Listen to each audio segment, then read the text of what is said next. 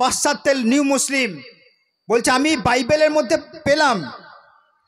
মাওলানা আব্দুল হাকিম সাহেব, আমাদের নবী ছিল, খ্রিস্টানদের নবী ছিল যিশু, আমরা যিশু বলতাম তাকে, আর আপনারা বলেন হযরত ঈসা আলাইহিস সালাতু ওয়াস সালাম, তাই তো?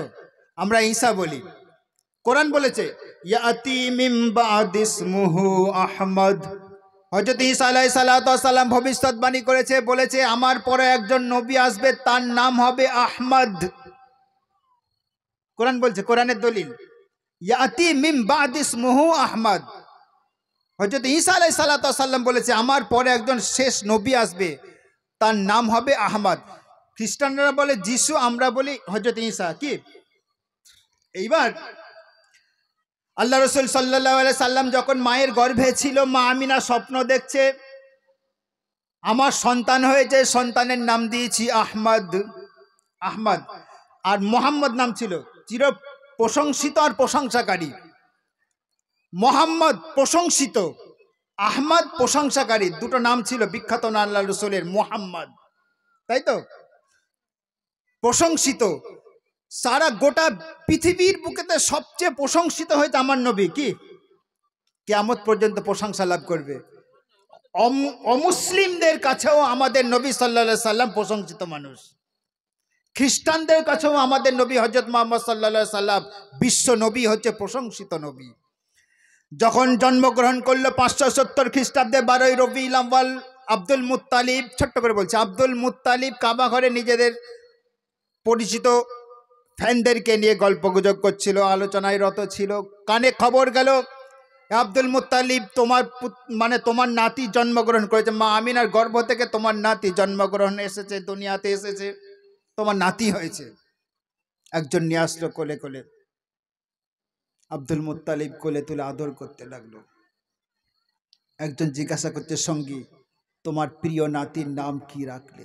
আব্দুল মুত্তালিবের মুখ দিয়ে বার হয়ে গিয়েছিল মুহাম্মদ।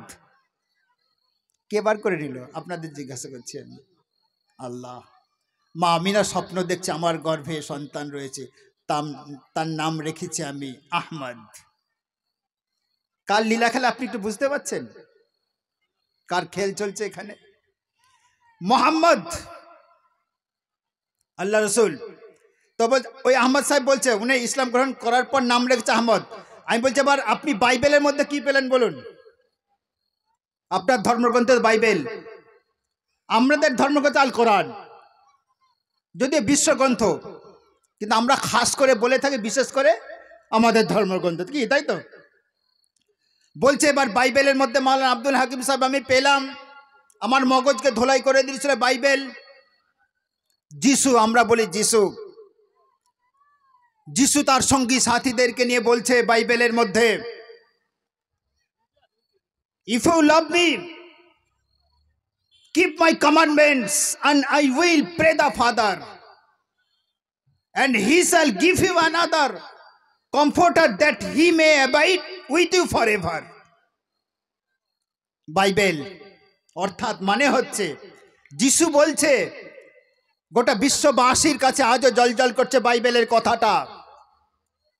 আর পাশ্চাত্যের নিউ মুসলিম, যার সাথে আমার সাক্ষাৎ হচ্ছে আহমদ সাহেব, সে বলছে বাইবেলের যিশুর কথাটা আমার মগজকে ধুলাই করেছিল, আমি অ্যাডিক্ট হয়েছিলাম বাইবেলের কথার মধ্যে। আমার ধর্মগ্রন্থ বাইবেল ছিল, বাইবেলের মধ্যে যিশু বলেছিল if you love me keep my commandments and I will pray the Father and he shall give you another comforter that he may abide with you forever. অর্থাৎ মানে হচ্ছে যিশু বলছে বাইবেলের মধ্যে, আর আমেরিকার নিউ মুসলিম বলছে। এবার ভালো করে বুঝবেন বিষয়গুলো একটু। বলছে যিশু বলছে ইফ, যদি তোমরা আমাকে ভালোবাসো।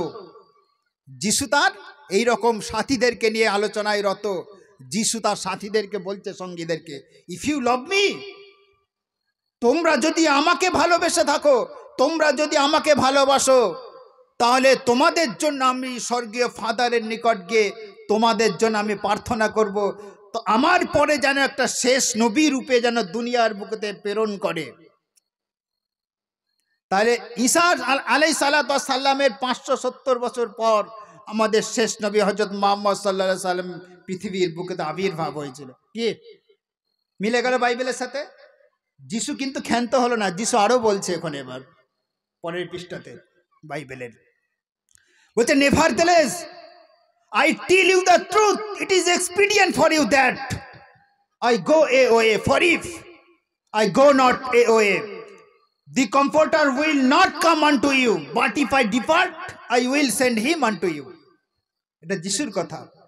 আর বর্তমানে আমেরিকার নিউ মুসলিম বলছে আহমদ সাহাব, বলছে আমার হাতে এই মুহূর্তে 7,000, আমাকে তখন বলেছিল 7,000 আমেরিকার বুকেতে 7,000 উচ্চশিক্ষিত মানুষ, ভালো করে শুনুন, 7,000 উচ্চশিক্ষিত মানুষ যারা ডাক্তার, ইঞ্জিনিয়ার, প্রফেসর, দার্শনিক, ইতিহাসবিদ, সেই সময়তে 7,000 উচ্চশিক্ষিত মানুষ আমার হাতে ইসলামকে কবুল করেছিল।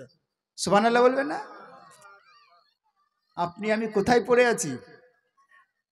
ইসলামটা নিয়ে এখনো বুঝলাম না।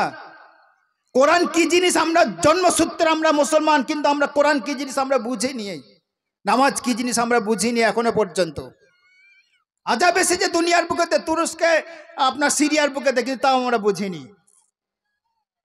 বলছে nevertheless I tell you the truth, it is expedient for you that, যাই হোক, যিশু বলছে, অর্থাৎ মানে হচ্ছে যাই হোক তোমাদের মঙ্গলের জন্য আমি চলে যাই।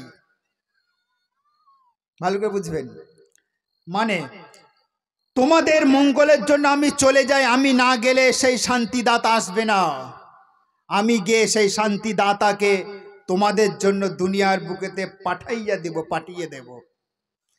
আমরা জানি হযরত ঈসা আলাইহিস সালামকে সূরা বানী ইসরাইলের প্রথম আয়াতে তাফসীরের মধ্যে পাচ্ছি আমরা 15 পারার। হযরত ঈসা আলাইহিস সালামকে আল্লাহ সুবহানাহু ওয়া তাআলা দ্বিতীয় আসমানে তুলে নিয়েছিল, তাই না? আমরা সকলেই জানি দ্বিতীয় আসমানে মেরাজের রাত্রিতে দ্বিতীয় আসমানে আল্লাহ রসুলের সাথে সাক্ষাৎ হয়েছিল হযরত ঈসা আলাইহিস সালামের সাথে। বিনা আল্লাহ কি পারে, বিনা পিতায় হযরত ঈসা আলাইহিস সালাম দুনিয়ার বুকে এসেছে, বিনা পিতায়। আপনি ভেবেছেন আল্লাহর কি ক্ষমতা? আল্লাহ কি জিনিস আপনি কি ভাবতে পেরেছেন? তা যিশু বলেছিল যে যাই হোক তোমাদের মঙ্গলের জন্য আমি চলে যাই, আমি গিয়ে সেই শান্তিদাতাকে প্রেরণ করব দুনিয়ার বুকেতে। 570 খ্রিস্টাব্দে সেই শান্তিদাতা আসলো দুনিয়ার বুকেতে। তাই বেদ বলছে আচার্যেন সমম্বিত মুহাম্মদ ইতিখ্যাত শিষ্য শাখা সমম্বিত।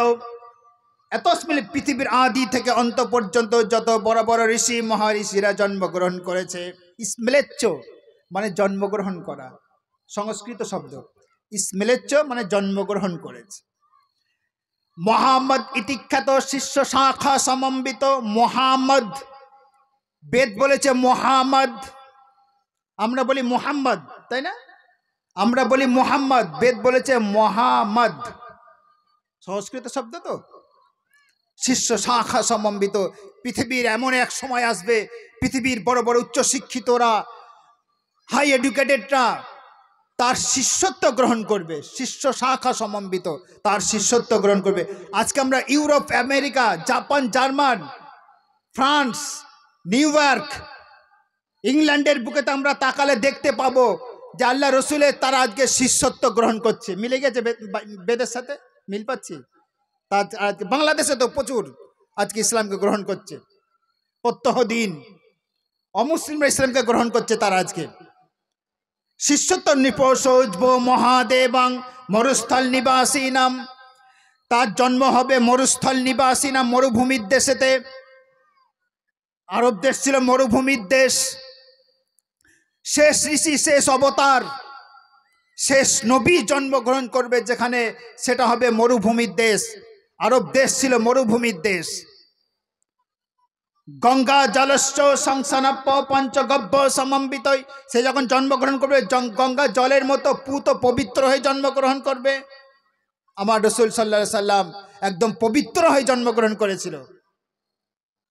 গঙ্গা জলস্য সংসানাপ্য, তার গা দিয়ে সুগন্ধ বার হবে। আল্লাহ রসুল যখন মা আমিনার ঘরে যখন জন্ম এসেছিল, ঘরটা একদম সুগন্ধে মোহিত হয়ে গিয়েছিল। কিতাবের মধ্যে আমরা পাচ্ছি। তো বেদ বলেছে তার গাদের সুগন্ধ বার হয়। আল্লাহ রসুল যদি কারুর সাথে মুসাফা করতো সুগন্ধে হাত ভরে যেত, কারুর সাথে কোলাকুলি করতো শরীরটা তার সুগন্ধে ভরে যেত। সামাইলে তিরমিজিতে চলুন, একটা হাদিস, অর্থাৎ ডিগ্রি করছে যারা মাওলানা পাস করে ডিগ্রি করছে সামাইলে তিরমিজি পড়ানো হয়। সামাইলে তিরমিজি শরীফে একটা হাদিস পাকের মধ্যে আছে, টিকার মধ্যে, যে আল্লাহ রসুল সাল্লাল্লাহু আলাইহি ওয়াসাল্লামের গা দিয়ে সুগন্ধ বার হতো, সেন্ট বার হতো। আর আমাদের গা দিয়ে যদি দুদিন গোসল না করি, বলুন আপনি সেন্ট বার হবে নাকি দুর্গন্ধ বার হবে? দুর্গন্ধ বার হবে। আল্লাহ রসুল সাল্লাল্লাহু আলাইহি ওয়াসাল্লামের গা দিয়ে সুগন্ধ বার হতো। মরুস্থ গঙ্গা জলস্য সংসানাপ্য, সংস্কৃত সংসানাপ্য মানে সুগন্ধ বার হওয়া। পঞ্চগব্য, 5 ওয়াক্ত নামাজ আনবে। আমার রসুল সাল্লাল্লাহু আলাইহি সাল্লাম দুনিয়ার বুকেতে 5 ওয়াক্ত নামাজ নিয়ে এসেছিল। পঞ্চগব্য 5 ওয়াক্ত নামাজ, বা 5 বার গঙ্গার জল দিয়ে পবিত্র হয়ে অজু করবে। দেখুন সব কটা মিলছে। আপনি যদি বলেন 5 ওয়াক্ত নামাজ আনবে, এটাও মিলছে। যদি বলেন আপনি মানে 5 বার অজু করবে পবিত্র পানি দিয়ে, এটাও মিলছে। দেখুন বেদের মন্ত্রের সাথে সব লাইনগুলি মিলছে।